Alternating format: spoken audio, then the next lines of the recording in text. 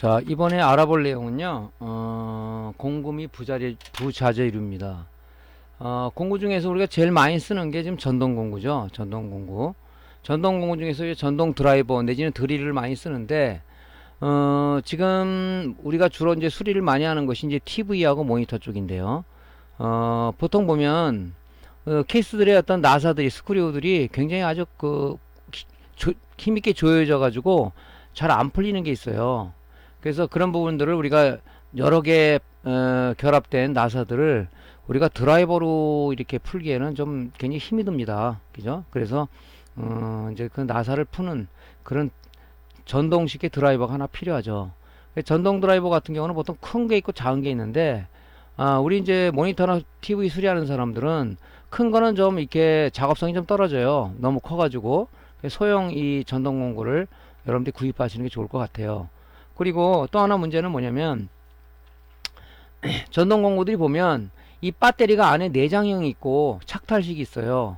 내장식을 제가 써봤는데, 내장식은 오래 쓰면은 이 배터리가 다 소모가 돼서 우리가 이걸 교체를 하기가 어렵습니다. 착탈식 같은 경우는 이 배터리만 별도로 팔거든요.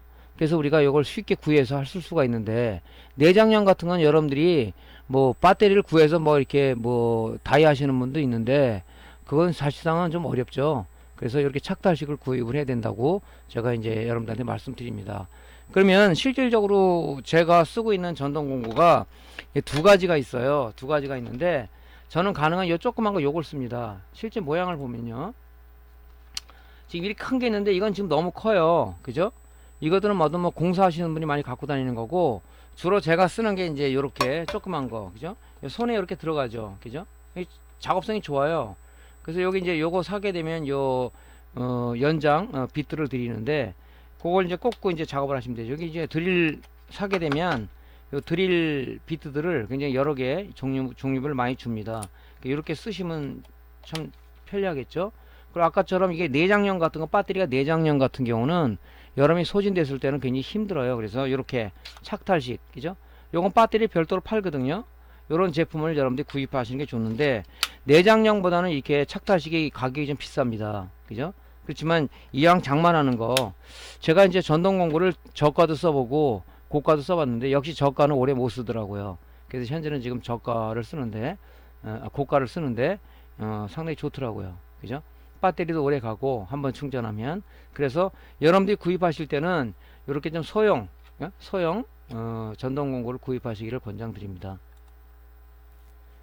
실제 한번 모양을 보여드렸고요. 그 다음에 이제 우리가 루페라고 있는데, 저는 이제 그 전자현미경을 갖고 있어요.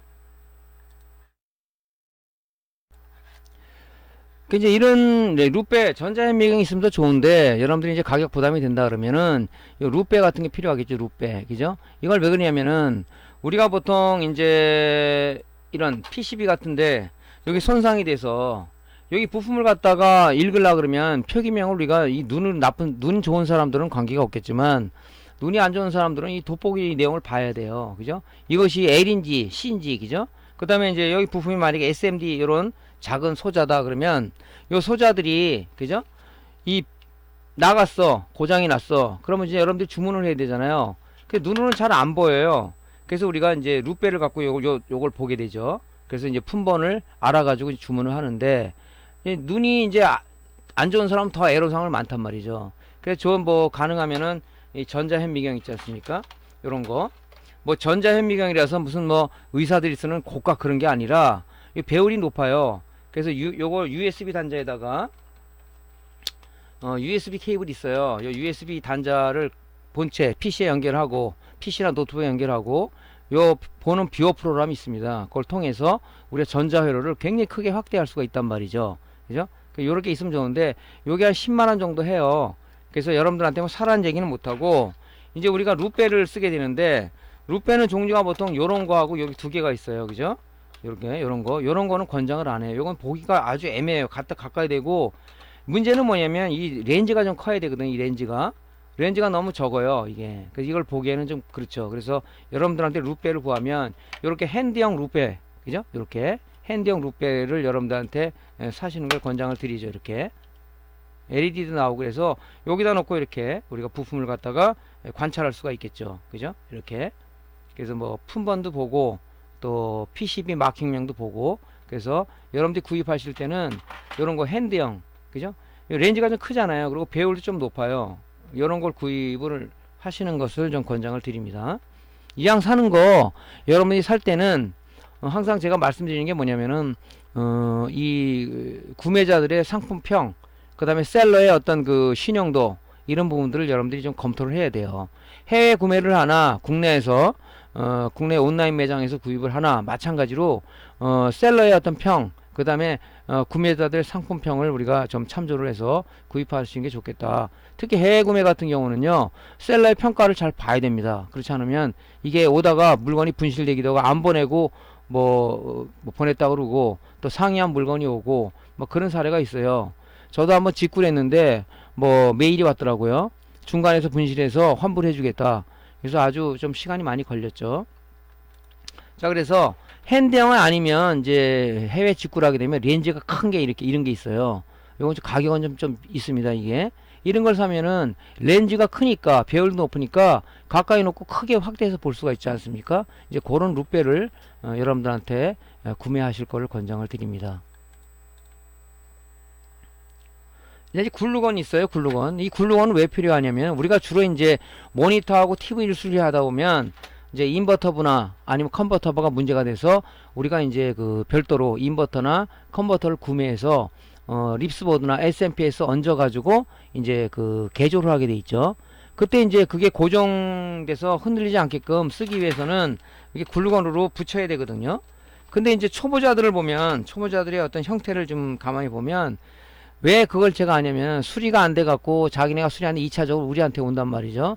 그러니까 SMPS가 이렇게 있어요. 이게 그러면 여기 인버터부가 고장이 나서 이걸 다 드러내고 여기다가 이제 인버터를 이렇게 얹었는데 그죠? 얹었는데 이것을 개조 배선을 통해서 납땜을 하고 나서 이 인버터나 컨버터가 흔들리지 않게끔 얘도 고정을 좀 구르머로 쏴가지고 고정을 해야 되는데 이게 덜렁덜렁해요. 그럼 이것이 어떤 덜렁덜렁 하다 보니까 딴 데 이게 어떤 이게 지금 어쩌게 보면 부품들이 많이 결합되어 있지 않습니까? 이하고 다른 쪽에 부품을 갖다가 우리가 다 쓸 경우는 쇼트가 나서 어떤 다른 부품에 소선을 갖고 올 수가 있다. 그래서 항상 고정을 해야 된다는 얘기죠. 그죠? 그래서 그럴 때 이제 주로 많이 우리가 쓰는 거죠, 이게. 주로 많이 씁니다, 이거를. 근데 글루건도 보니까 제가 저가하고 고가를 좀 써봤는데 저가는 금방 고장 나더라고요. 이 히터가 나가는 것도 있고 이게 잘 밀리지가 않고 해서 막혀서 나가지를 않습니다. 그래서 여기 보면 뭐 엑소 거도 있고 또 뭐 브랜드 게 있더라고요. 근데 가격 차이는 그렇게 뭐 많이 나는 것은 아니에요. 그래서 여러분들이 살 때 제가 어제도 말씀드렸죠. 지명도 있고 AS 잘 되고 그런 부분들을 우리가 이제 구매를 해야 된다. 그런 얘기를 했죠. 이 글루건 같은 거는 가격이 고가인 그런 어떤 그 공구들이 아니라 가격이 비싸지는 않아요. 하지만 우리가 장기적으로 쓰기 위해서 고장이 덜 나는 제품들 이런 분들을 구매를 해야 된다는 얘기죠.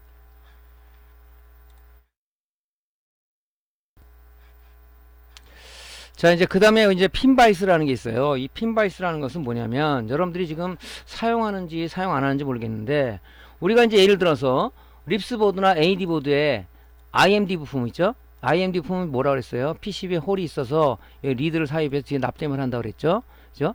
그래서 이게 PCB 홀이 이렇게 두 개가 있어요. 여기 지금 부품이 솔더링 돼 있단 말이죠. 우리가 이 부분을 갖다 뭡니까? 디솔더링 장비, 뭐 디솔더링 장비나 아니면 수동 납 흡입기를 통해서 납을 흡입을 하는데 이것이 이 구멍에 막혀서 잘 안 빠지는 경우가 있어요. 그러면 납을 다시 여기다가 솔더링 해가지고 다시 하지만 안 빠지는 경우가 있습니다. 그때 여러분들이 어떻게 할까요? 구멍이 이 홀이 그죠? 뻥 뚫려야 리드를 갖다 삽입을 하는데 이 부품 납이 밖에서 나오지가 않아요. 그런 경우가 많습니다. 왜냐면 오래되다 보니까 납이 산화가 돼서 물론 플락스를 묻히고 해드려도 안에서 안 빠지는 경우가 있어요. 그때는 어떻게 합니까? 어느 정도 여기 구멍의 센터를 맞춰서 이 핀바이스를 여기다가 해가지고 이 드릴처럼 손으로 오른쪽으로 돌리게 되면 이 여기 있는 납이 뚫리게 돼 있죠. 그래서 그때 좀 씁니다. 저도 쓰고 있고. 그래서 이제 보통 보면 핀바이스를 이제 저도 간혹은 써요. 이게 아무래도 안 나오는 경우가 있더라고요. 그러니까 이제 우리가 이제 IMD 부품 같은 경우는 그런 애로사항이 많죠. 부품을 띄고 나서 그죠? 막힌 부분을 해서 부품을 박아야 되는데, 그때는 이제 우리 어느 수 없이 이제 핀바이스 이걸 쓰게 된단 말이죠. 이거를 이렇게 해서 여기다 이렇게 구멍에 홀에 놓고 오른쪽으로 돌리게 되면, 그죠? 뭡니까? 홀에 막힌 그 납이 떨어져 나가죠. 그죠? 그래서 우리가 쓰는데, 지금 요 홀이, 요 지름이 보통 우리가 한 0.6mm 정도 요 안에 이 드릴 비트 요걸 써야 돼요. 0.8mm 쓰게 되면 어떤 문제가 생기냐면, 요 지금 PCB 홀에 이렇게 홀이 있지 않습니까? 이렇게 홀이 있으면 PCB가 보통 우리가 AD 보드 같은 거는 적층 기판으로 돼 있어요. 우리가 지금 립스 보드는 단면 기판이라 갖고 1층으로 돼 있지만은 립스 보드는 보통 2층이나 3층으로 돼 있단 말이죠. 여기에 이렇게 구멍이 홀이에서 여기 회로들이 연결돼 있다고 보시면 돼요. 이렇게 연결돼 있단 말이에요. 여기에 동판에 이게 연결돼 있어요. 근데 0.8mm라는 드립을 쓰면 여기 있는 랜드가 깎여 나가면서 여기 적층 기판에 있는 이 회로들이 여기 랜드하고 연결돼 있다면, 그죠? 어떤 데 이 회로가 끊겨버리는 상황이 생긴단 말이죠. 그 부품을 연결해드려도 결론적으로 뭐냐, 이 회로가 단선이 됐기 때문에 동작에 어려움이 있겠죠.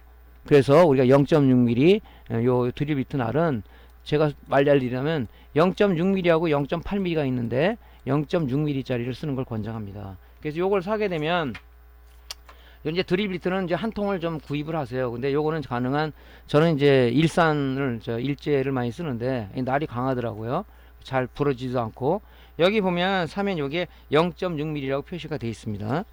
요거. 그러니까 날 구입을 할 때 0.6mm 드릴 비트를 구입해서 핀바이스에 이렇게 요걸 풀게 되면은, 그죠? 풀게 되면은 이게 비트가 나오죠. 이렇게.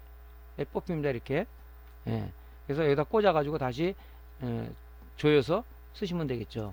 그래서 구입할 때는 이렇게 두 개를 세트로 구입을 해서 저런 경우가 많아요. 여러분들 이제 수리를 지금 많이 안 해봐서 모르겠는데, 수리를 하다 보면 PCB 홀에, 그죠? 구멍이 막혀서 납이 안 나오는 경우가 왕왕 발생이 됩니다. 그때는 여러분들 어떻게 하겠습니까? 그죠? 그때는 저걸 쓸 수밖에 없단 말이죠. 자, 그래서 이렇게 이제 핀바이스는 이제 그때 쓰는 거다. 요거는 가격이 비싸지가 않아요. 그러니까 여러분들이 이제 구입을 좀 하시는 게 좋겠죠. 자, 다음에는 이제 납거리입니다. 납거리는 여러분들 이제 보통 우리가 이제 수공구라든가 이런 우리가 쓰는 이런 부자재 같은 경우는 막 아무데나 방치를 해놔요.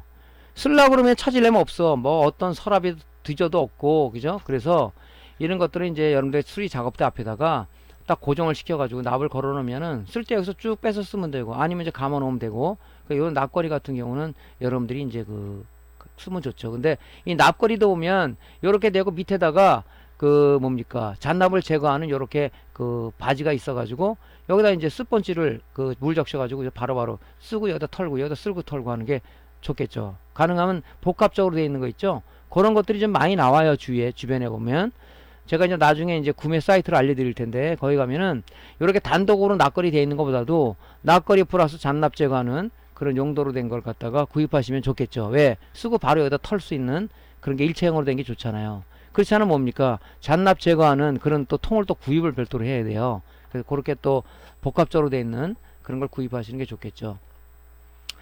자, 그 다음에 나변기 제거기예요. 나변기 제거기는 이제 요런 것들이 한 8만 10만원 정도 하는데, 여기 220V 팬이 내장돼서 우리가 이제 솔더링 하게 되면 이 연기가 일로 빨아들이죠. 단점이 뭐냐면 이 연기가 이 바깥에, 이게 매장이면 매장에 그냥 매장으로 빠지는 거예요.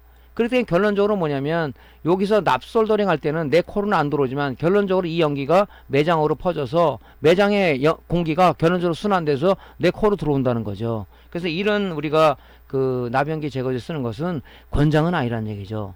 진짜 권장을 한다면 이걸 사가지고 여기다가 알루미늄 자바라 호스를 연결해가지고 이렇게 연결했습니다.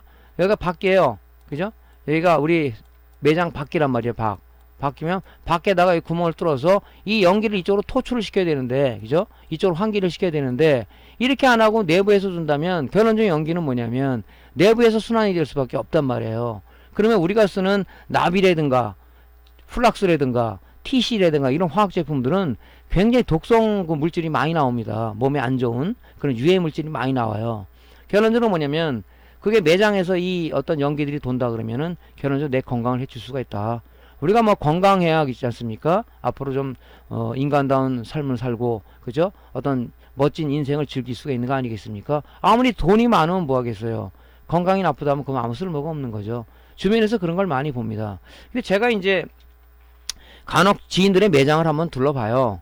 놀러도 가고 하면 안 돼 있어요. 환기시설을 안 하시더라고. 그 좀 환기시설 좀 해고 마시면 어때? 아, 문 열어놓고 하면 되지. 근데 그럼 겨울에도 그 추운데도 문 열어놓고 할 겁니까? 아니잖아요. 특히 이제 여러분들 노트북 수리하는 사람이라든가 이런 사람들은 BGA 리어거를 한단 말이죠. 그럼 거기다가 젤 플락스를 무지하게 많이 발라요. 그러면 어떤 칩셋을 띨 때나 아니면 칩셋을 붙일 때나 굉장히 매캐한 연기들이 많이 나오는데 그 연기가 매장으로 순환된다고 생각해 보십시오. 제가 옛날에 BJ 리어 그 쪽을 유튜브 쪽에 올려놨는데 실제 하는 시연을 보면 연기가 무지하게 많이 나죠. 그걸 우리가 코로 마신다고 하면요 아주 문제가 크죠. 그래서 지금 우리 매장의 환기시설은 뒷부분에 좀 다시 얘기를 드리겠습니다.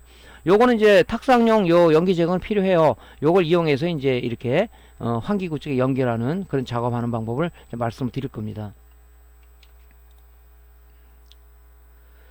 자, IC 이젝터는요 지금 여러분들은 생소할지는 모르겠는데 왜 그러냐면은 요즘 이제 AD 보드나 TV 같은 데 보면 우리 MCU 안에 포메어가 들어있다고 그랬죠. 그죠? 여기 지금 MCU가 있어요. 이렇게 MCU가 있습니다. 그죠? MCU 안에 우리가 OS, 포메어가 들어있다고 그랬죠.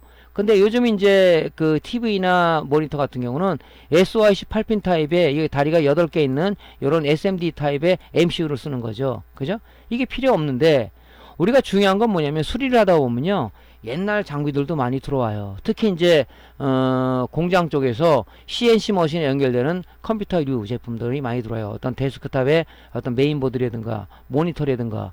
근데 요즘 나온 모니터는 또 거의 맞질 않는 것들이 굉장히 많습니다. 그런데 옛날 구형 모니터의 AD 보드를 보면요. 이렇게 소켓에 이 MCU가 꽂아져 있어요. 이렇게 꽂아 붙어 있습니다. 이게 이제 뭐냐면 PLCC44 타입을 쓰는데 PLCC44 타입이라고 그래가지고 이게 그 MCU가 있다면 이 핀 다리가 이런 식으로 낚싯바늘처럼 안쪽으로 휘어 있어요. 이런 식으로 휘어 있습니다. 그 여기다 소켓을 끼는 거예요.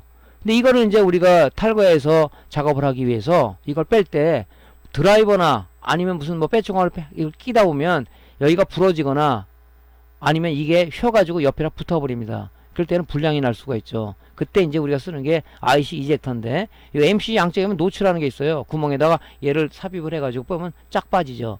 그때 쓰는 건데 이런 부분들은 당장 여러분들이 뭐 구형 장비 수리를 안 하겠다면 안 해도 돼요. 하지만 뭐 가격이 이게 뭐 한 10,000원도 안 되는 걸로 알고 있습니다. 그래서 구입해 놓으시면은 나중에 그런 게 들어왔다 그러면은 그죠? 들어왔다 그러면은 그거 이용해서 쓰면 되겠죠. 그죠? 물론 ISP 지그를 통해서 뭐 된다 그게 롬이 업데이트가 된다면 관계없지만 안 된다 그러면 뭐냐 빼가지고 우리가 뭐냐 롬라이트에 연결해가지고 우리가 하기 때문에 이게 필요하다는 얘기죠. 그죠? 그래서 그때 쓰는 게 이제 IC 이젝터다 하는 거죠. 자, 수동락 흡입기 요거는 솔더링 장비 저가형 솔더링 장비 있으면은 뭐 필요 없지 않냐 하지만 그래도 필요 있어요. 안 되는 것들은 또 이 수동락 흡입기로다 우리가 그 빼야 되는데 납을 이거 살 때 보통 여러분들이 하나만 사죠. 그러지 말고 요 앞에 있는 노즐 있잖아요. 노즐을 요거 살 때 한 10개 정도 구입을 하세요. 왜냐면 요 앞에 있는 노즐 요게 흡입하는 요 부분이 실리콘으로 돼 있으면 좋은데 대부분이 실리콘이 돼 있는 건 비싸요. 대부분이 이제 플라스틱 재질 같은 걸로 돼 있는데 이것을 이제 플라스틱을 좀 강하지만은 이걸 갖다 우리가 인두를 통해서 팁을 쓰다 보면 여기 있는 노즐이 많이 닳아서 결론적으로 흡입력이 약해집니다. 그러면 이걸 드러내면은 우리가 노즐을 샀다 그러면 여기다 끼시면 되죠. 그죠? 그래서 살 때 부자재로다가 이걸 같이 살 때 같이 팔 겁니다. 아마 10개 정도 구입해 놨다가 쓰시면 여러분들이 애로사항이 없겠죠. 그죠?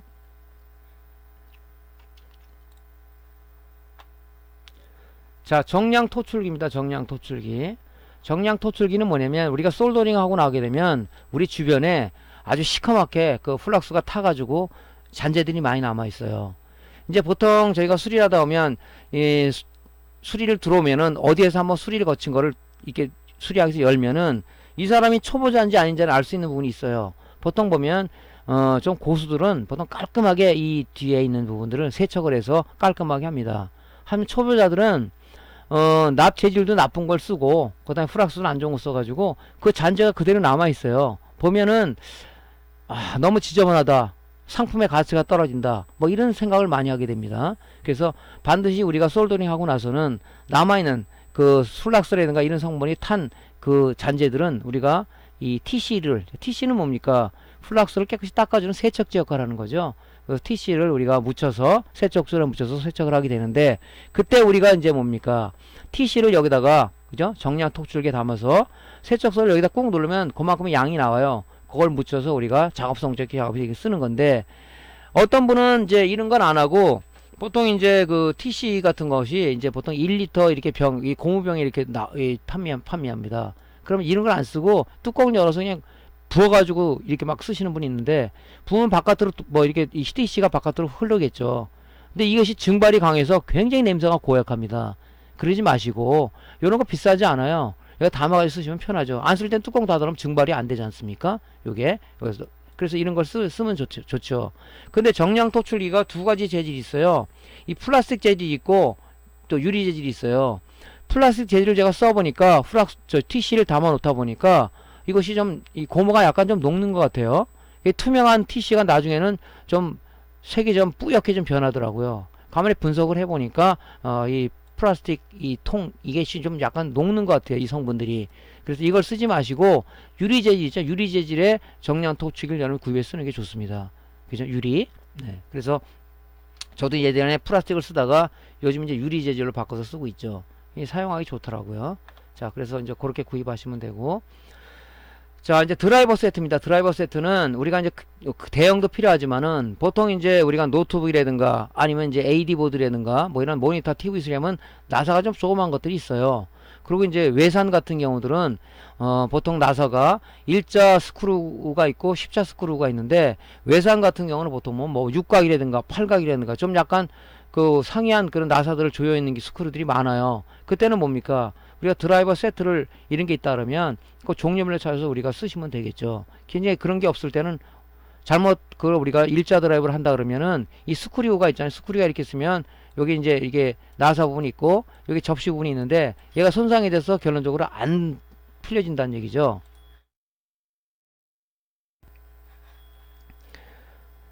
자, 그래서 이제 이제 특수 나사로 되어 있는 것은 우리가 좀 조심을 해야 된다.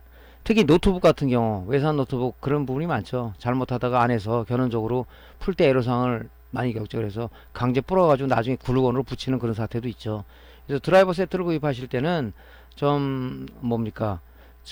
너무 싼 거 말고는 싼 거는 이제 마모가 많이 되죠. 그래서 괜찮은 걸 구입하시길 바랍니다.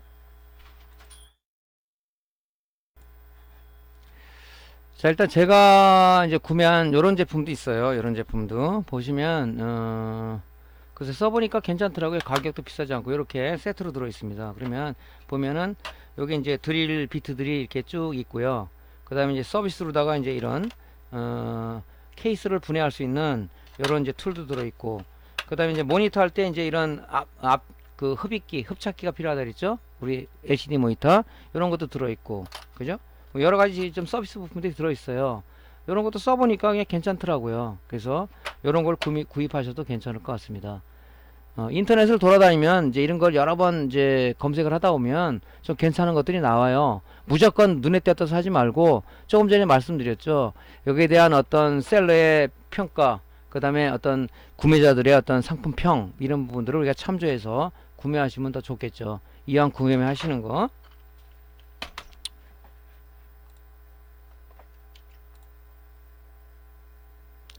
자, 패널 흡착기입니다. 패널 흡착기.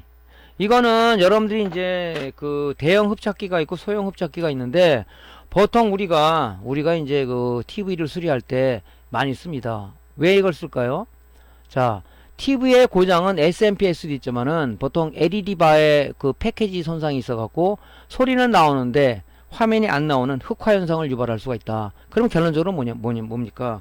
이 액정은 자체 발광이 아니라 그랬죠. 자, 이렇게 액정 자체가 있으면 액정 밑에서 이 광원이 있단 말이죠. 여기 밑에 광원이. 이거 어차피 액정을 드러내야 되잖아요. 그죠? 여기는 뭡니까? 이게 패널 보드로 해가지고 여기 TCP로 연결되어 있는데 이 TCP가 끊어지게 되면 이 드러내다가 이게 이 ACF 본드로 우리가 접착을 했다고 그랬죠. 떨어지게 되면 나중에 결합하고 나서도 화면에 이 굵은질이 생기면서 여기만 흑화 현상이 생기는 거죠. 영상에 안 나타나는 라인 디펙트 현상을 우리가 볼 수가 있다. 그러면 이 액정은 버려야 된다 그랬죠. 결론적으로 뭐냐, 소비자한테 우리가 배상을 해줘야 된다는 결론이죠. 뜯을 때 굉장히 조심을 해야 된다. 그죠? 이거는 보통 뭐 엄청나게 조심을 해야 돼요. 저도 많이 해먹었던 사람 중에 하나인데, 그래서 이 흡착기도 저가형은 이 흡착력이 떨어져요. 그죠? 어느 업체라고 제가 얘기를 안 드리겠습니다. 뭐 선전한 것 같아서. 자, 흡착기를 양쪽에다 이렇게 대고, 그죠? 조심스럽게 드러내면서 아주 조심하게 분리를 해야 돼요. 그러고 나서 이제 LED 바 테스터기로 점검을 해서 어떤 패키지 손상 있는 걸 따로 교체하기 위해서 이걸 많이 쓰죠. 그래서 TV 수리할 때는 보통 얘가 필수 조건이죠, 필수. 그죠? 우리가 손으로 어떻게 할 수 있는 방법은 없어요, 이게. 그래서 이런 건 가격이 보통 20만원 이상 합니다. 20만, 30만원 하는데, 그래서 이런 것들은 이제 해외 직구할 때 보통 우리가 해외 직구를 좀 많이 하시는지 모르겠는데, 저는 많이 좀 이용하는 편입니다. 국내에서 너무 비싸가지고. 그때 이제 뭐 블랙 프라이데이든가 아니면은 뭐, 중국의 어떤 그 행사 이런 거 있을 때 좀 세일이 보통 20% 30%씩 하는 경우가 많아요. 그때 이용해서 하시면 되겠죠. 근데 이게 없다 그러면은 요 밑에 있는 흡착기, 모니터 수리하는 사람은 얘까지는 필요는 없어요. 조금 전에 보여드렸죠. 요런 우리 욕실에 가면 그 벽 타일에다가 뭐 비누각이라든가 이런 거를 얘를 고정해서 이렇게 해놓죠. 요걸 얘기하는 거예요. 요거 뭐 다이소라든가 뭐 주변에 있는 철물점에 많습니다. 요거 하나만 있으면 여러분들이 모니터 액정 드러내기가 쉽지 않아요. 우리 요즘 모니터도 LED 모니터잖아요. 어차피 CCFL을 교체하거나 LED바의 패키지를 수리하거나 교체하거나 그럴 때는 반드시 액정을 드러내야 된다는 우리가 큰 수고스러움이 있습니다. 그때는 어차피 액정 손상, TCP 손상을 막기 위해서 흡착기를 쓰는 거죠. 그래서 여러분들 요런 거, 요런 거, 딱 해가지고 이렇게 드러내는 거, 그죠? 흡착력이 강하잖아, 이거. 요런 거 있으면 되죠. 요런 거는 이제 뭐, 집에 있으면 집에 있는 거 쓰세요. 뭐, 욕실에 보면 이게 많이 돌아다니더만, 저도 집에 보니까. 근데 뭐, 아까 드라이버 세트 사면 이게 서비스로 들어있으니까, 요런 걸 구입하셔도 괜찮겠죠. 그래서 모니터 수리하는 사람은 그냥 요거 흡착기 요거 하나만 있어도 충분합니다. 굳이 이거 뭐 비싸게 TV 수리까지 안 하는데, 뭐 있으면야 좋죠. 그죠? 요거는 이제 뭐냐면 길이를 갖다 조정할 수가 있어요. 버튼을 누르면 쭉 뺄 수도 있고 집어넣을 수 있어요. 아, 이런 거 있으면 더 좋겠죠. 그죠? 이제 뭐 여러분들한테 돈 얘기를 하면 다 저 요즘 어렵지 않습니까? 참 얘기하기가 좀 제 입장에서 그래요. 근데 저도 그 뭡니까? 이 제품 같은 거 구입할 때는 이 저가 제품 같은 경우는 문제가 좀 있더라고요. 그래서 어쨌든 간에 좀 비싼 제품, 이게 그 K사 제품이라는 게 있는데 굉장히 좋습니다. 가격도 비싸요, 이게. 자, 핀셋류는 여러분들도 이걸 이제 종류별로 좀 갖고 있어야 돼요. 우리가 이제 SMD 타입의 이제 그 소자 뜰 때는 뭐 이렇게 기역자 이런 된 핀셋을 많이 쓰고 여러 가지 쓰는데 보통 세트로 돼 있죠. 근데 이게 저가 제품들 같은 경우는요, 이게 날이 약해요. 그래서 잘못하면 휘어버리고, 그죠? 잘라지고 아니면 이게 끊어져 버리더라고요. 그죠? 그러니까 이런 것도 지명도 있는 거. 그러니까 살 때는 어떤 제품이다 보지 마시고 구매자들의 상품평을 올려놓은 게 있어요. 해외 사이트도 마찬가지거든요. 물론 뭐 그 부분은 뭐 아르바이트 나갖고 막 올려놓는 거 있다고 얘기하지만은 일단은 뭐 그런 거를 좀 생각하지 말고 구매자들, 그죠? 구매자들의 어떤 상품평, 셀러의 평가 이런 걸 보고 구매를 하시면 좋을 것 같습니다. 자, 리파도 우리가 꼭 있어야 될 거죠. 전선을 자르고, 그죠? 피복을 까고 하는 그런 용도로 쓰는 건데, 이것도 제가 저가 제품을 써보니까 이 날이 금방 마모가 돼서 잘 안 되더라고요. 그래서 요즘은 좀 고가 제품을 씁니다. 보통 뭐 독일제라든가 일산 같은 이런 제품들은 좀 좋더라고요. 그죠? 근데 뭐 어떤 제품이라고 말하기는 그래요. 여러분들이 좀 검토해서 이왕 사는 거 결론적으로 좋은 어떤 공구를 하나 사면은 오래 쓰니까 나쁜 제품을 여러 개 사는 것보다는 굉장히 뭡니까, 우리 입장에서는 절감이 되겠죠. 그죠? 그런 쪽으로 생각하시면 좋을 것 같습니다. 자, 롱로즈 플라이어, 이거는 뭐 반드시 뭐 공구 있는 사람들은 니파 있으면 롱로즈 플라이어는 실교하는데 바늘 가듯이 있어야 될 거죠. 전선을 깔 때도 자꾸 피복을 벗기거나 아니면 어떤 부품을 우리가 이제 뭐 자꾸 뭐 작업을 할 때 쓰거나 그런 건 필요하겠죠. 그게 필요합니다. 자, 자화기가 있죠, 자화기. 자화기는 이건 뭐 다들 갖고 계시더라고. 보통 뭐 드라이버 팁 안에 보면 이 자화기 하나씩 딱 꽂아져 있죠. 그죠? 이거는 아예 그냥 뭐 보면, 아주 안 갖고 있는 사람이 없는 것 같아요. 왜 그러냐면은 특히 이제 노트북 같은 경우 나사가 무지하게 조그맣니다. 조그만 스크류들이 많아요. 걔를 하다가 떨어뜨리면 찾기가 굉장히 어렵습니다. 그죠? 저 같은 경우는 한번 떨어뜨려 가지고 큰 자석 갖고 막 들고 다니면서 마침 그 스크류가 없어 가지고 그렇게 찾은 적도 있는데, 여기 자석이 있으면은 나사를 스크류를 체결을 할 때나 아니면 풀 때나 여기 이제 나사가 있으니까 분실 염려가 없단 말이죠. 여기에 이제 자석의 힘을 빌어서 이 나사를 갖다가 얘가 안 떨어지게 붙잡고 있는 거죠. 그래서 이제 나사 보관통에 넣어가지고 보관을 하는 거죠.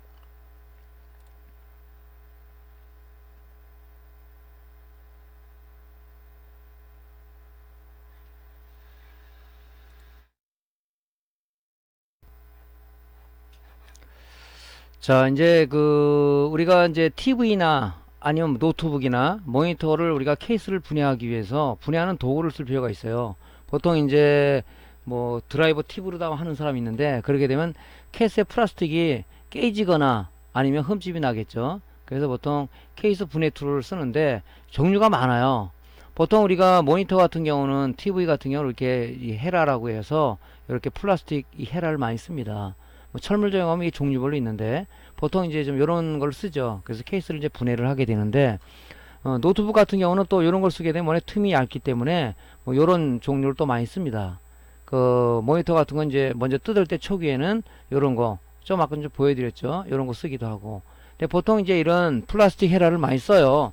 요거 좀 큰 거 하고 그 다음에 이렇게 일자로 된 게 또 있어요. 그런 좀 소형을 갖고 쓰는데 요거는 반드시 있어야 되겠죠. 없으면은 여러분들이 드라이버 TV로 일자 드라이버로 하다가는 플라스틱이 깨지거나 아니면 케이스가 흠집이 나서 소비자들이 컴플레인을 거는 경우가 있어요. 아, 왜 이렇게 흠집을 냈냐고. 그럴 때는 서로 간에 또 마찰이 있겠죠. 그래서 우리가 노트북이나 아니면 TV나 모니터 같은 거 뜯을 때는 굉장히 우리 게 아니기 때문에 소비자 거기 때문에 굉장히 조심해서 흠집 안 나게 그런 부분들을 여러분이 조심해서 작업해야 됩니다. 그래서 그때 쓰는 것이 분해 툴이에요. 이 사용법은 실전 과정에서 한번 제가 보여드릴 겁니다. 자, 근데 PCB 세척설이 있어요. 이건 뭐냐면 우리가 솔더링을 하고 나서 솔더링 후에 우리가 PCB 뒷면을 보면 플럭스가 타가지고 좀 시커먼 잔대들이 많이 남아있죠. 찌꺼기들이. 그런 부분들은 우리가 이제 TC를 묻혀서 그죠 닦는데, 보통 세척설에 묻혀가지고 닦죠. 그죠? 그래서 이 세척설에다 묻혀가지고 닦기 위해서 이 세척설이 필요한 거예요.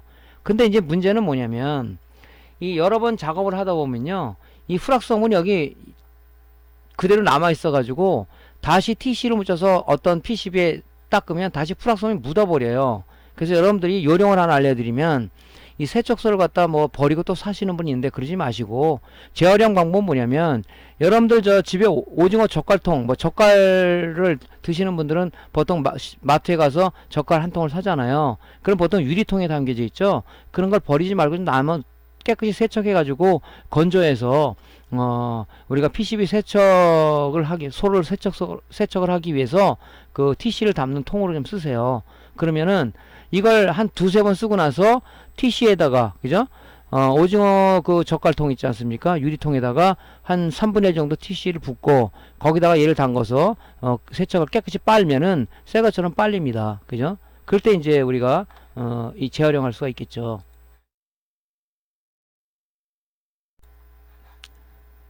사실 저도 게을러서 이 작업을 많이 안 해서 나중에 보면 참 세척 좀 해야지 그런 경우가 있는데, 그래서 이제 요즘은 한 두 번 작업을 하면 빱니다. 자, 어떻게 빠냐면요. 자, 이제 여러분들 집에 오징어 젓갈통 있잖아요. 그죠? 이걸 깨끗이 세척하면, 지금 얘들 많이 써서 지금 TC가 많이 없는데 한 3분의 4분의 한 1 정도 채워도 돼요. 그래서 여기 세척 소리잖아요. 쓰고 나서 뚜껑을 열어서 이 안에 넣고 헹구세요. 이렇게. 그죠? 뭐 옛날에 우리 학교 다닐 때 수채화, 그죠? 그림 물감 쓰고 나서, 그죠? 물에 빨에다가 빨듯이 있죠. 그죠? 이렇게 빠시라고 그러면은 얘가 깨끗해지죠, 소리. 그러면 여러 번 재활용해 쓸 수 있지 않습니까? 그래서 저는 요런 통을 버리지 않고 지금 한 3-4개, 여기다 나사를 담아도 좋죠. 그죠? 뭐 다른 거 보관해도 좋고, 푸른 정도 써도 좋으니까 요런 거는 버리지 마세요. 보통 우리 분리수거할 때 다 버리시는데, 저는 요런 거 크지도 않고 좀 조그맣잖아요. 요 정도. 그죠? 그 여기다 나중에 이제 여러분들 전에도 한번 비주에 리역할 때 얘기했지만 스텐실을 쓰고 나서 여기다가 그 남아있는 프락섬을 여기다 빨아야 돼요. 그렇지 않으면 스텐실을 재활용할 때 어렵습니다. 볼랍이 그 스텐실 홀에 들어가질 않습니다. 그때도 쓰죠 이거를. 이거는 좋잖아요. 그죠? 돈 안 들이고 그죠? 깨끗하게 하고 우리 재활용하고 얼마나 좋습니까? 자, 그래서 이제 PCB 세척솔은 그렇게 좀 사용하면 좋을 것 같다 하는 제안을 좀 드리고요. 자, 자석 공구 거리, 마그네틱 툴이라고 보통 얘기하는데 인터넷에 많이 팔죠. 이 공구를 우리 수리하는 사람들 보면요, 매장에 가면은 공구가 뭐 책상에 한가득 있어요. 뭐 니퍼서부터 롱노즈, 드라이버, 뭐 소형 드라이버서부터 가득 그거를 찾으려 그러면은 헤맨다고요. 저 같은 경우도 옛날에 이걸 장치를 안 해놨을 때는 드라이버가 분명히 썼는데 어제 아무 차이도 없는 거예요. 보니까 저쪽 매장 안에 보니까 그 선반에 있더라고. 그래, 그런 것도 있고 아직도 하나 못 찾아가지고 또 산 것도 있습니다. 제가 전동 드라이버, 소형 전동 드라이버를 하나 잊어먹었어요. 분명히 어디 있을 건데 못 찾겠어요. 그 폐자재 박스 안에 들어가 있는 건지 그걸 다 뒤져야 되는데, 그래서 또 하나 샀단 말이죠. 그는 이제 불편함을 덜기 위해서 우리가 자주 사용하는 공구들이 있습니다. 보통 보면 그런 부분들을 우리가 수리 작업대 앞에다가 얘를 고정시켜서, 이게 자석이니까 딱 덜러붙어요. 띄어 쓸 때는 붙대 갔다 오면 탁 하면서 붙는단 말이죠. 그러면은 우리가 진열하는 모양 보기도 좋고 사용할 때도 편리하고, 우리가 뭐 작업을 할 때 작업 공수도 상당히 줄일 수가 있다는 것이, 이런 간단한 어떤 그 도구를 이용함으로써 우리가 편리하게 작업을 할 수가 있다, 편리하게 보관을 할 수 있다 하는 것을 우리가 알 수가 있는 거죠. 이런 것들을 해갖고 여러분들 앞에다가 걸어 놓으세요. 그러면은 굉장히 편리하게 사용할 수 있을 겁니다.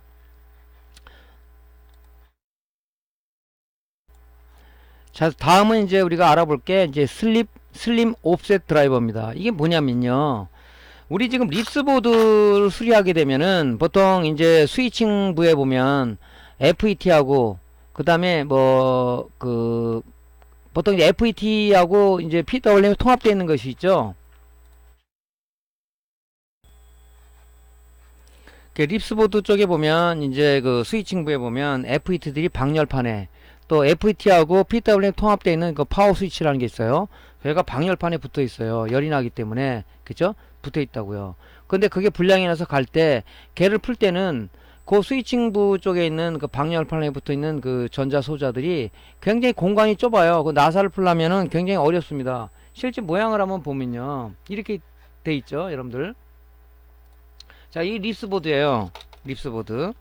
이 수리 많이 하잖아요. TV도 마찬가지. 요 공간에 이렇게 방열판에 요 FET 아니면 파워 스위치가 붙어 있단 말이죠. 자, 얘가 소자를 고장 나서 얘를 풀기 위해서 보통 우리가 이런 드라이버를 쓰죠.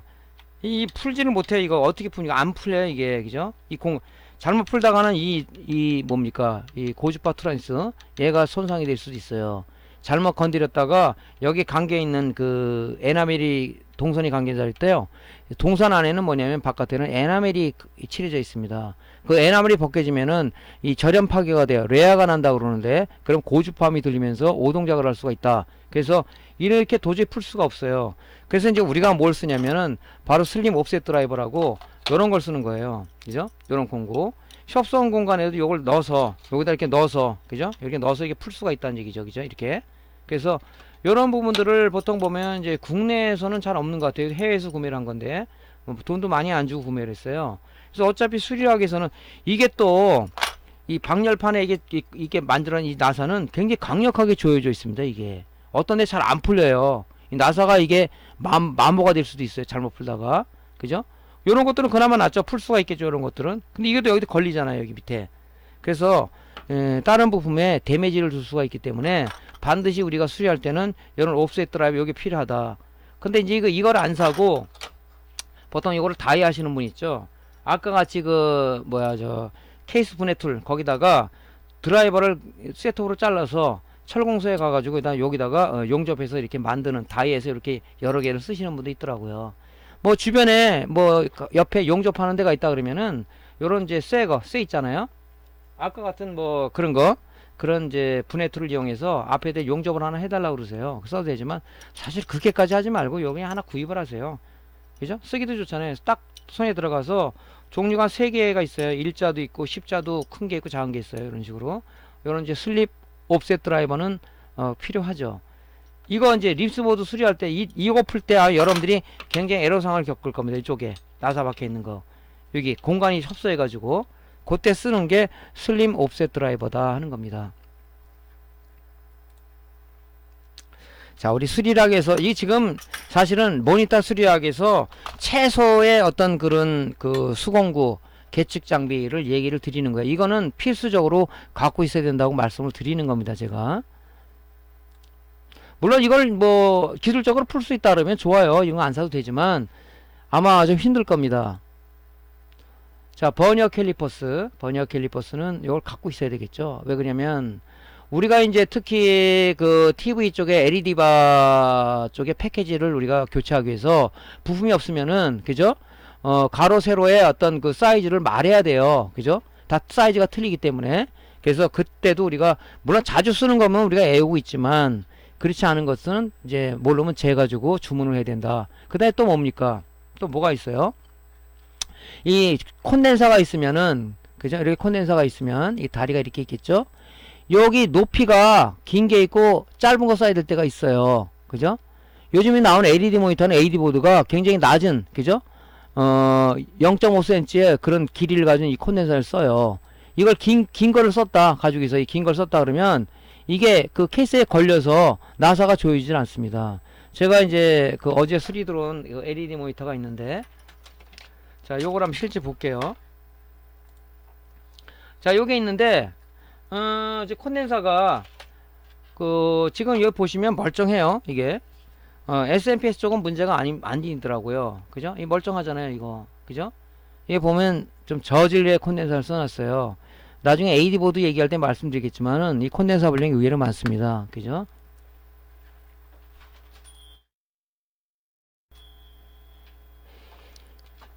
여기 이제 LED 모니터는 이렇게 키가 작은 이게 이 높이가 요 높이가 0.5cm 잘 씁니다. 근데 이걸 갖다가 이렇게 높이가 1cm 짜리 예? 이짤 쓰게 되면은 결국 여기다가 우리가 부품을 삽입할 수는 있어요. 여기다가 근데 이 뚜껑을 캐스하면 조립이 안 돼요. 그죠? 물론 뭐 이걸 갖다 콘덴서를 옆으로 이렇게 뉘어서 하면 되지만 요런 거 같은 경우는 지금 3개 안 되긴 뉘기가 곤란하죠. 결혼 뉘는다는 얘기는 리드가 이렇게 많이 나오게 되면 이게 노이즈 같아요. 원칙적으로는 이렇게 하면 안 되는 거죠. 그래서 이런 걸 주문할 때 여러분들이 그냥 주문하면은 보통 국내에서는 요 국내 국산 제품은 이렇게 0.5cm 짜리가 잘 안 나와요. 해외에서 구매를 해야 되는데 그래서 다른 셀러한테 구하면 될지는 모르겠는데 이거 주문할 때 그냥 주문하면 1cm 짜리 높이가 1cm 이런 게 온단 말이죠. 그러면 여기다 하면 안 맞으니까 여러분들이 낭패를 겪는다고. 그때 여러분들이 뭐냐면 이런 거 잴 때 많이 해본 사람 여기 높이 0.5cm지 하지 그럴 수가 있겠지만 모르는 사람들은 뭐예요? 그때 이제 버니어 캘리퍼스라는 요런 거 가지고 그죠? 요런 거 가지고 여기다 이렇게 측정을 한단 말이죠. 그죠? 그럼 요 눈금을 읽으면 이게 0.5cm란 말이죠. 높이가. 그래서 높이 0.5cm 또 지름 있죠? 요 지름도 큰 게 있고 작은 게 있어요. 그 지름 얼마 높이 얼마 지름 얼마짜리를 다 몇 곱하기 몇 짜리 달라 이렇게 주문을 해야 되겠죠. 그래서 쓸 때 쓰는 게 바로 이 버니어 캘리퍼스입니다. 이거 그죠?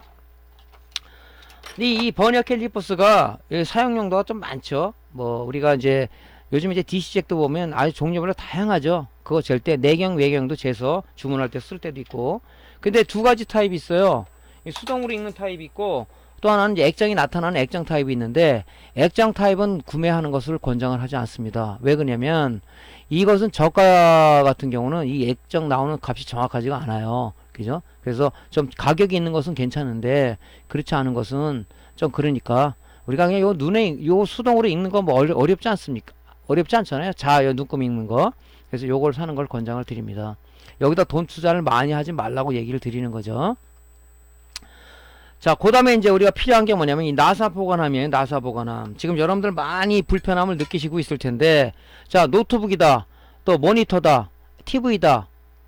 뭔가 결합하고 나면은 나사가 남거나 모자르는 경우가 많아요. 모자르는 경우는 어디다 흘렸을 거고 남는 것은 어디다가 우리가 체계를 안 했다는 얘기죠. 나사 보관할 때 이런 나사 보관통을 하나 구입해 가지고 종류별로 뜨는 데다 여러분들 머릿속에 있잖아요. 요거 안쪽에 있는 나사, 요거는 AD 보드에 있는 나사, 요거는 뭐 립스 보드에 있는 나사 해가지고 요런 나사통을 갖다가 여러분들 구입해서 여기다가 나사를 보관하면 보관할 때나 또 다시 재결합할 때나 굉장히 손쉽게 할 수 있는데 우리가 보통 이런 건 안 하고 그냥 막 책상에 담은 툭 쳐가지고 어디 날아가게 되면 찾기가 무지하게 힘들어요. 그죠? 거기에 또 스트레스를 받게 된단 말이죠. 그죠?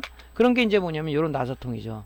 저는 요 나사통을 항상 옆에 갖고 다녀요. 이렇게 옆에. 예? 옆에 갖고 다니면서 여기다 이렇게 담는단 말이죠. 그래서 LED TV 쪽에 우리가 LED 바 수정해서 확산이 떴다 그러면 이 확산이 잊어버리면 요 하나 구입하기가 힘들어요. 이게 똑같은 거 찾기가. 여기 담아 놓는단 말이에요. 이렇게 담아 놨다가 하나씩 꺼내서 다시 이제 UV 본드로 붙이고 이런 작업을 한다 이거죠. 또 노트북 나사다 이렇게 종류별로다가 머릿속에 바깥에 있는 거 안쪽에 있는 거 뭐 CPU 쿨러 쪽에 있는 거 그죠? 해서 분리해 놓으면은 결합할 때 좋잖아요. 그 여기 필수적으로 좀 필요하죠. 이거 나사통 이게 한 4,000원 하나요? 그래서 이렇게 구분이 파티션이 돼 있어요. 그래서 요걸 이게 뺄 수가 있습니다. 이런 식으로 뺄 수가 있으니까 넓혀서 여러분들이 용도에 맞게끔 쓰시면 되겠죠. 자, 이게 이제 뭐 이런 것들도 간단한 저 팁이에요. 자, 그 다음에 이제 붓입니다. 젤 플러스 도포형 붓. 우리가 쓰는 용도는 두 가지가 있죠. 보통 3년 이상 된 우리가 제품을 수리할 때는 납이 산화가 돼서 잘 안 떨어진다 그랬죠. 그때 이 붓에다가 젤 플락스를 좀 묻혀서 솔더링 돼 있는 데다가 칠한 다음에 인두기를 대면 잘 납이 녹는다 그랬죠. 그런 용도에 쓰고 또 하나는 뭐냐면 우리가 노트북 쪽에 GPU가 만약에 손상이 돼서 볼이 떨어져 가지고 어떤 흑화 현상이 난다. 그럴 때는 뭡니까? 그걸 우리가 떼어가지고 다시 리볼링 할 때 칩을 재생하기 위해서 칩셋 패드에다가 볼랍을 갖다 얹기 위해서 젤 플락스를 요 붓에다 묻혀서 이렇게 칠할 때 그죠? 칩셋 패드에 볼을 얹기 위해서 젤 플락스 점성이 있잖아요. 그 볼을 갖다 안착시키기 위해서 젤 플락스를 여기다 묻혀서 칠할 때 쓰는 용도를 많이 쓰죠. 근데 보통 뭐 사람들 보면 뭐 좀 고수라고 하는 분들은 이거 안 쓰고 뭐 손에다 묻혀갖고 막 이렇게 바르더라고. 이건 이제 어떻게 보면 화학 제품이기 때문에 우리 피부에 손상을 가져올 수는 있어요. 간단하게 이렇게 쓰시면 되죠. 이런 걸 뭐 구입을 해 쓰시면은 편리합니다. 면봉을 쓰시는 분이 있는데 면봉을 쓰게 되면 어떤 문제가 있냐면 거기에 있는 면 소재들이 가나 실 같은 것들이 묻어서 불량을 유발할 수가 있습니다. 근데 이런 이제 붓 같은 경우는 이게 털이 빠지지가 않아요. 그러니까 쓰기가 좋죠. 단 주의할 건 뭐냐, 여러 번 쓰고 그냥 방치해 두면은 이 젤 플러스가 굳어가지고 뻣뻣합니다. 그게 또 붓을 산단 말이죠. 그러지 말고 요걸 아까 뭐 여러분들 유리통 있죠, 젓갈통, 그걸 재활용하라고 그랬죠. 그 TC가 항상 담아져 있어야 돼요. 거기다 빨아요. 빨아가지고 놓으면은 TC는 증발성이 있기 때문에 금방 새 것으로 변하겠죠. 그래서 그렇게 씁니다. 자, 저 같은 경우도 게을러서 참 중이 제 머리 못 깎는다고 저도 붓이 많아요. 보시면 이 굳어가지고 이게 휘어지지가 않죠. 그죠? 다른 붓을 또 사가졌어요. 요런 건 좀 빨아가지고 좀 말랑말랑하죠. 다 굳어 있어요. 이렇게 붓을 이게 또 산 거야 내가 이걸. 그래서 참 여러분들한테 이렇게 하라 하는 그런 자기도 못하면서 그런 말을 한다는 자체가 좀 우스꽝스럽긴 합니다. 근데 요즘은 좀 열심히 좀 해요. 제가 빱니다. 빨아서 우리도 옷을 하루 입으면 빨아가지고 말려서 입잖아요. 그죠? 속옷을 갖다 오랫동안 입는 사람은 없잖아요. 마찬가지로 이것도 우리가 쓰는 이런 간단한 공구들도 이렇게 세척 같은 거 해서 깨끗하게 하면은 아무래도 이제 작업성이 좋겠죠. 그럴 때 쓰시면 됩니다.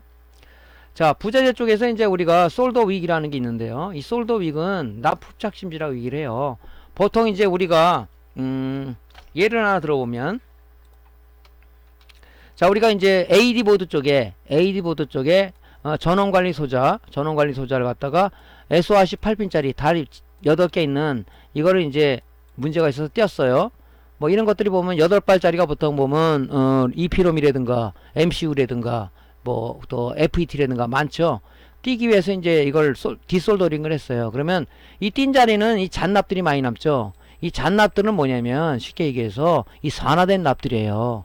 근데 보통 제거를 안 하고 거기다 납땜을 하시는 분이 있는데 좋은 방법은 아니다. 그죠? 그러면 여기 있는 잔납들을 갖다가 깨끗이 우리가 제거를 해야 되는데 이 깨끗이 제거하는 것은 인두기는 한계가 있어요. 그렇기 때문에 이 납흡착심지를 요게 이제 가는 구리선을 이 면 짜듯이 있잖아요. 이렇게 얽히설키 해갖고 만들어 놓은 거예요. 골자 대고 우리가 저 인두기리 하면 짝짝 빨아들입니다. 그래서 잔납을 죽은 산화된 납을 빨아들인 용도로 많이 쓰는데 이 납 흡착 심지가 가격이 좀 고가예요. 그죠? 좀 가격이 싸지는 않습니다. 그래서 여러분들한테 이제 이런 거 할 때는 이런 걸 쓰지 말고 어떤 재활용 방법이 하나가 있어요. 그 활용 방법을 하나 말씀을 좀 드릴게요. 여러분들 그 매장에 보면은 이제 뭐 못 쓰는 파워 서플라이라든가 아니면은 여러분들이 전선을 갖다 남은 걸 갖다 보관하는 데가 있을 거예요. 그죠? 제일 좋은 것은 뭐냐면 파워 서플라이 보면은 우리가 5V, 12V, 3.4 이 리드선들이 많잖아요. 이게 구리 재질로 돼 있죠. 그죠? 그거를 활용하세요.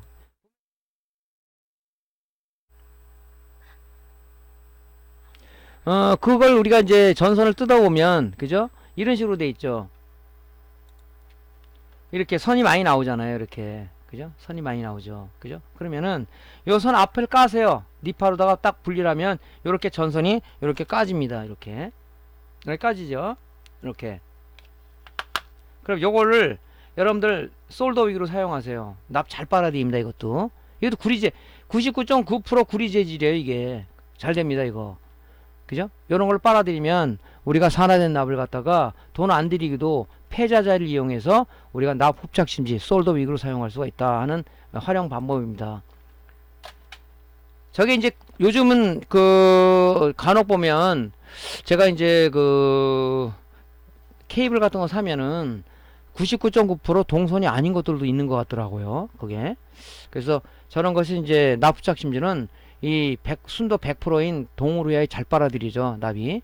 이제 그래서 그 가능한 폐자재를 이용해서 폐전선을 이용해서 요 간단한 건 작업을 하고 이제 이런 것들은 뭐냐면 우리가 이제 BJ 칩셋 뉴욕 작업할 때 그런 거 많이 쓰니까 그때 쓰시면 좀 좋겠죠. 이런 것들은.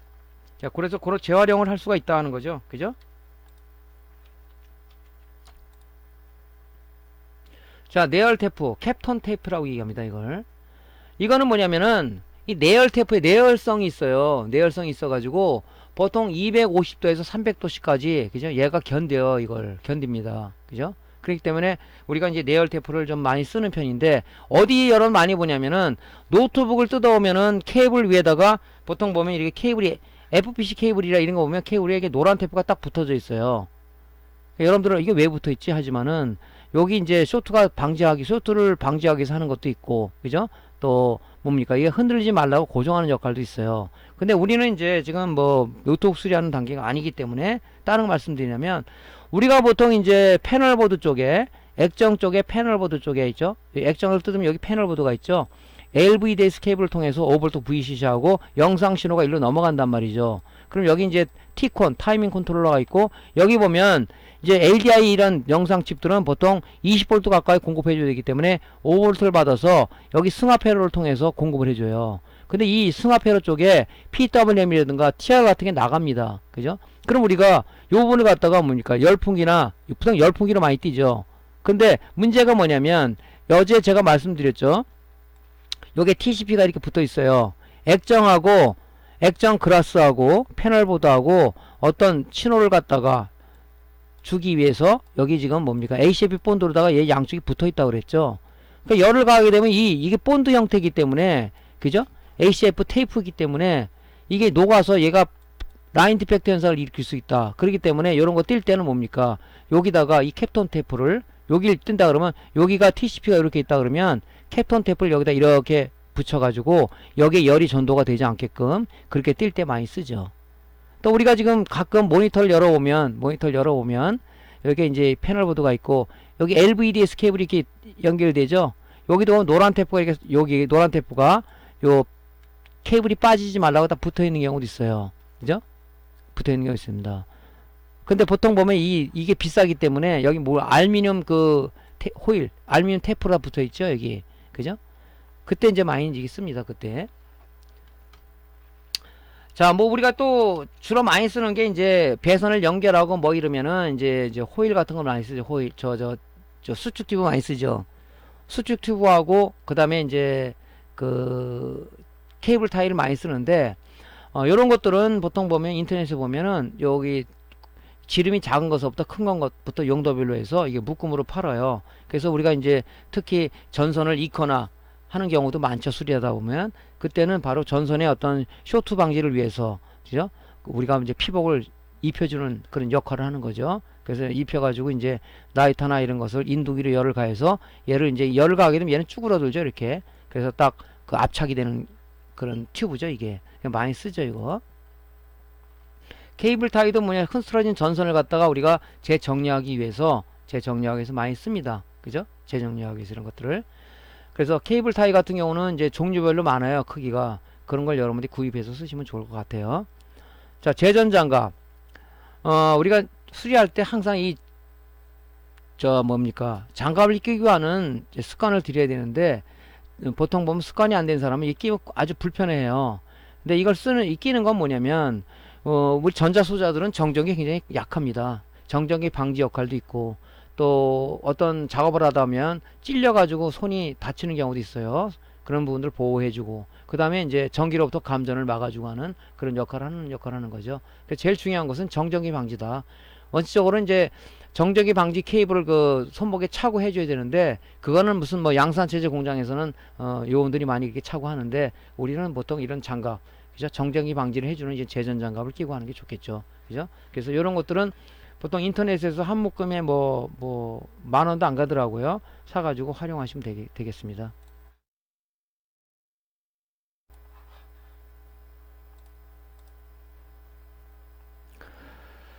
자, 이제 PCB 화학 제품류로 한번 넘어가 볼게요. 우리가 제일 많이 쓰는 게 TC죠. TC는 조금 전에 말씀드렸다시피 우리가 솔더링 하게 되면 납 안에 들어있는 어떤 플락스라든가, 또 우리가 별도로 쓰는 젤 플락스를 우리가 솔더링을 했을 때 그 젤 플락스가 타면서 잔재가 남는다 그랬죠. 그거를 우리가 PCB에서 깨끗하게 세척을 하기 위해서는, 플라스 성분을 깨끗이 세척하기 위해서는 이 TC라는 용액을 쓰게 됩니다. 그죠? 그래서 이제 보통 뭐 1리터 이렇게 통에 들어서 파는데, 그런 걸 우리가 정량 토출기에 담아서 우리가 적정량을 쓰는 거죠. 그래서 쓸 때 쓰는 이제 TC입니다. 그죠? 그 다음에 이제 프락스는 우리가 액상 타입하고 젤 프락스가 있는데, 뭐 여러분 단계에서는 젤 프락스 하나만 있으면 될 것 같습니다. 액상 프락스보다는 젤 프락스 성능이 좋다 보니까 젤 프락스를 쓰는 게 좋겠죠. 그래서 요거는 이제 뭐 우리가 디솔더링 할 때 사라진 납을 좀 잘 녹게 쓰는 경우도 있지만은, 우리가 이제 어떤 솔더링 할 때도, 그죠?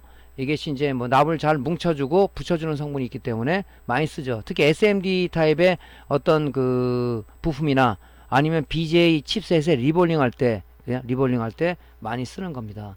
젤 플락스도 보면 이 저가형과 고급형이 있는데, 보통 저가형 하나 갖고 있고 고급형 하나 갖고 보통 있습니다. 저가형은 막 쓸 때 쓰는 거고, 젤 플락스 같은 경우는 이제 BJ 칩셋이나 이럴 때 리볼링 할 때 주로 쓰는 거죠. 여러분들은 나름대로 하나만 있으면 될 것 같아요. 젤 플락스는 뭐 가격이 이렇게 비싼 그 어떤 화학 제품은 아니니까, 그래서 이제 좀 지명도 있는 제품을 좀 구입해 쓰기를 권장을 드립니다. 자, 인두 코팅제라는 것이 있는데요. 인두 코팅제는 특히 이제 초보분들한테, 입문하시는 분이나 초보분들한테 말씀을 드리고 싶은 그런 부분이 있어요. 왜 그러냐면, 우리가 인두 그 고주파 인두를 사게 되면 인두 팁이 있는데, 인두 팁이 이렇게 있으면, 인두 팁 보통 칼팁을 많이 쓰죠. 이렇게 된 칼팁을 많이 씁니다. 이렇게 된 거 쓰는데, 요 앞에는 이 코팅이 돼 있어요. 근데 여러분들이 이제 납을 이제 솔더링을 하고, 납이 많으니까 잔납을 제거하기 위해서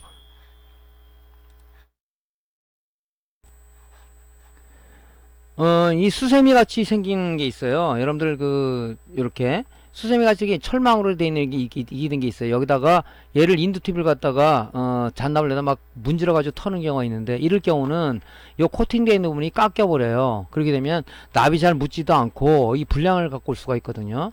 설령 이렇게 습관이 돼서 하신 분은 뭐 어쩔 수가 없겠지만, 그럴 경우는, 그러고 나서는 뭡니까? 인두 코팅제에다가 요 인두 팁을 갖다 양쪽에 얘를 묻혀서 이렇게 좀 해다 보면 여기 코팅이 다시 돼요. 그때 쓰는 게 이제 인두 팁 코팅제인데, 저는 거의 안 쓰고 있죠. 왜 그러냐면은 대부분의 수리맨들이 보면 요렇게 네모난 통에다가 스펀지를 여기다가 넣어가지고 여기다 물을 적셔서, 그죠? 물을 여기다 적셔서 여기다가 인두 팁을 붙은 잔납을 갖다 보통 띄죠. 이게 여기다가.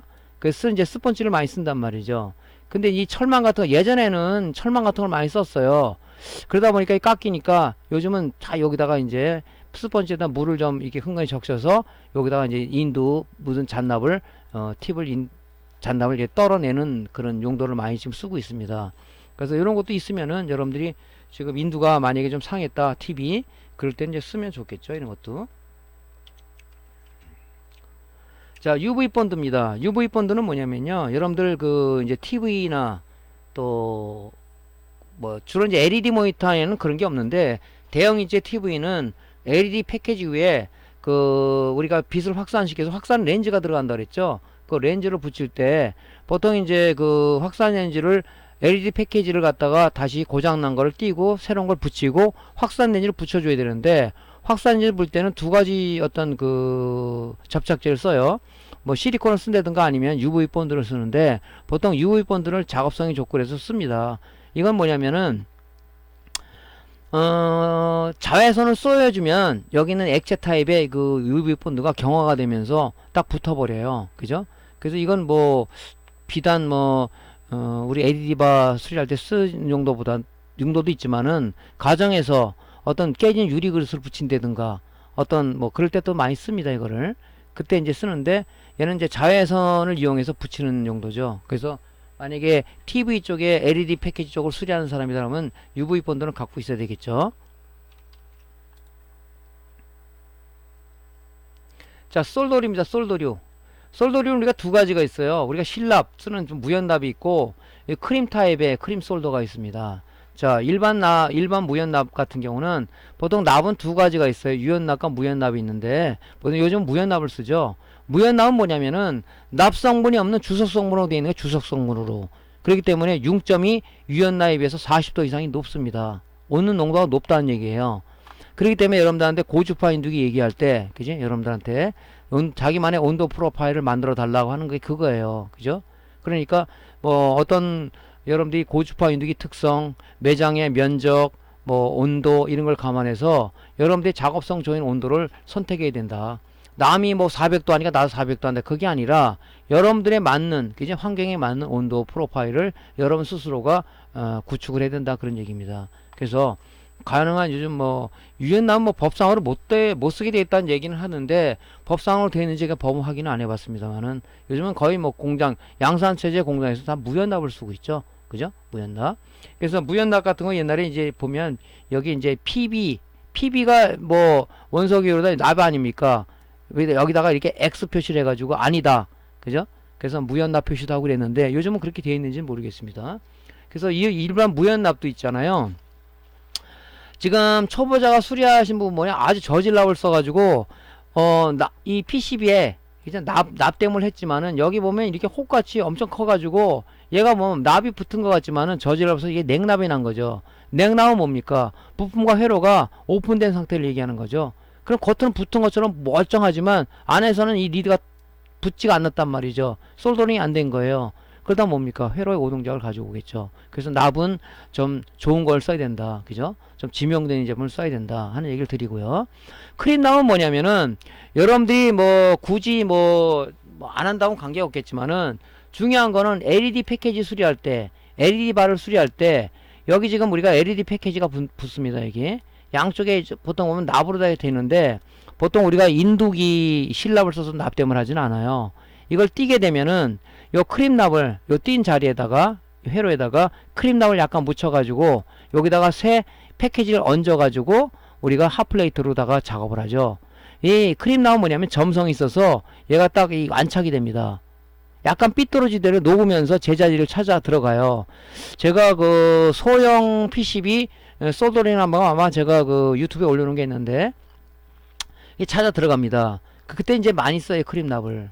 그래서 이제 보통 이거를 이제 크림납을 여기다 묻힐 때는 디스펜서 정량 토출기를 이용해서 여기다가 이제 디스펜서 작업을 하죠. 이거 없으면 이제 뭐 핸드건을 한다든가 주사기를 한다든가 아니면 뭐 어떤 사람은 이쑤시개에 묻혀가지고 하시는 분이 있는데 뭐 그거는 여러분들이 알아서 하시면 돼요. 숙달이 되면은 뭐 장비를 안 써도 되는 거니까 그때 이제 이 크림납을 씁니다. 이거 가지고는 작업이 좀 어렵죠. 그죠? 왜냐면 여기다가 납땜을 해서 이 패키지라면 이 패키지 있지 않습니까? LED 패키지 녹아버려요. 이게 플라스틱이 녹아버린단 말이죠.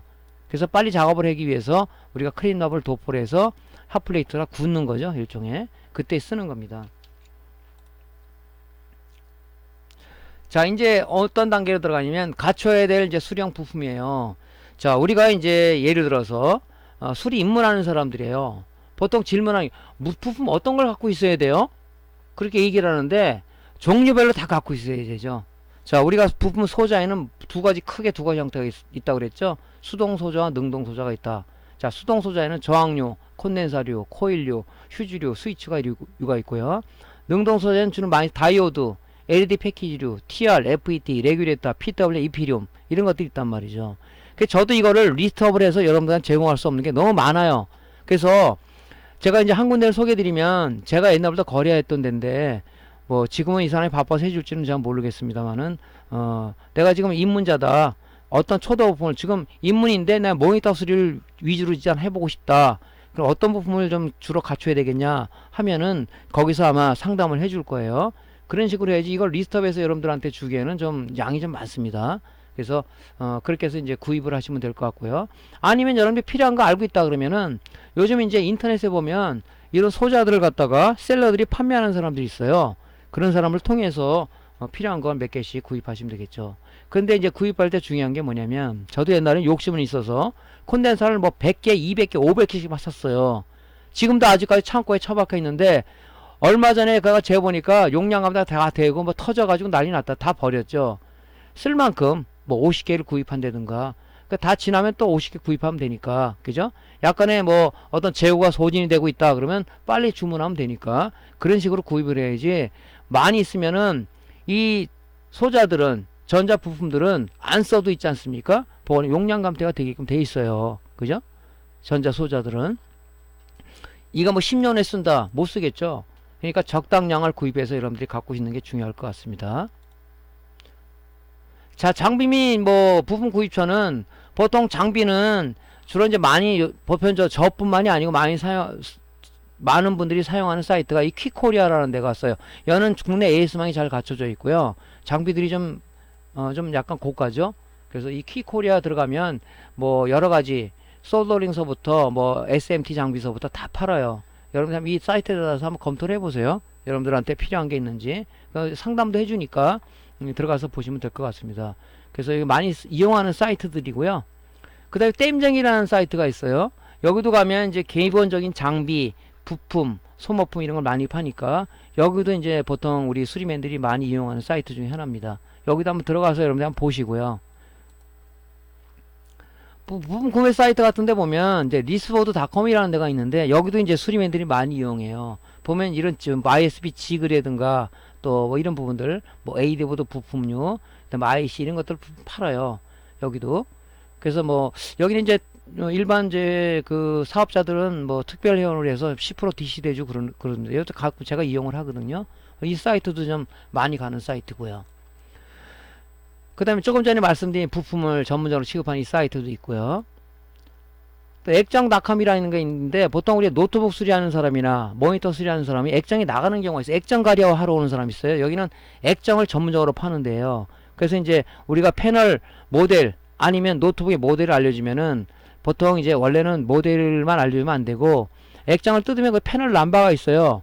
보면 바로 재고가 있다 알려주고 보통 한 2일이면은 부품이 배송이 됩니다. 그죠? 그래서 보통 이제 액정 같은 경우는 보통 여기서 제가 거래를 합니다. 다른 사람도 여기 많이 거래를 하는 걸 알고 있습니다.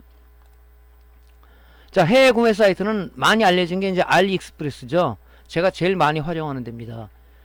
근데 좋은데 뭐냐면 알리 같은 데는 해외 구매 사이트는 뭐냐면 보통 모든 배송 제품들이 무료 배송을 원칙으로 해요. 그러니까 많은 무료 배송이기 때문에 이제 무료 배송 때문에 많이 쓰는데 중요한 건 뭐냐면 이 배송 기간이 깁니다.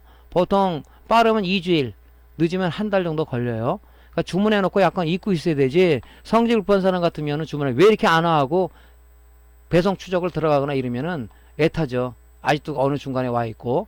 그래서 알리익스프레스에서 구매하는 방법은 제가 유튜브에다가 알리익스프레스 해외 직구하는 방법 올려놨어요. 자세하게. 그걸 모르시는 분은 그거를 보시면 참조가 될 겁니다. 자, 또 이베이가 있죠. 이베이에서도 많이 하죠. 알리에 없는 제품들은 또 이베이를 우리가 검색해 보면 나옵니다. 그죠? 이베이는 뭐냐면 거의 배송비가 따로 있어요. 그죠? 배송비가 있다고 해요. 배송비가. 근데 기간은 알리보다는 좀 빨라요. 근데 이베이는 이제 배송비가 있기 때문에 좀 비싸죠. 무게가 얼마큼 나가냐, 부피가 얼마에 따라서 배송비 많이 추가가 됩니다. 자, 여기도 가끔 제가 이용을 하고 있고요. 자, 장비 및 수리용 부품 보관 배치 요령은요, 다음 시간에 강좌를 좀 이어가도록 할게요. 자, 강의가 도움됐으면 구독, 클릭, 좋아요 하시죠. 많이 좀 눌러주시고요. 다음 강좌 이어가도록 하겠습니다. 감사합니다.